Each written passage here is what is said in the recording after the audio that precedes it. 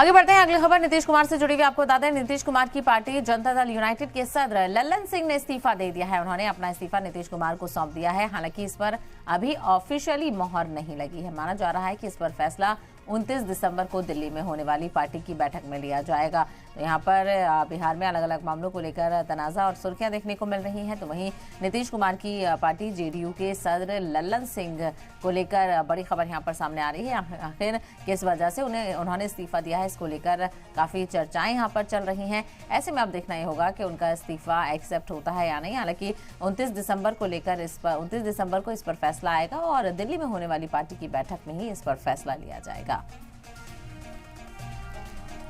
तो लल्लन सिंह के इस्तीफे के बाद सियासी बयानबाजी का दौर भी शुरू हो गया है। बिहार बीजेपी के सदस्य सम्राट चौधरी ने कहा है कि लल्लन सिंह सिर्फ केयर टेकर थे। देखिए, ये लोग जो भ्रष्टाचारी है, भ्रष्टाचार करने वाले लोगों को यही लगेगा, उनको जेल जाना पड़ेगा, कोई रोक नहीं सकता है। भ्रष्टाचार में जो लिप्त होगा उनको जेल जाना ही पड़ेगा। जेडीयू में कुछ खेल चल रहा है क्या? हाँ, जेडीयू में कुछ खेल चल रहा है क्या?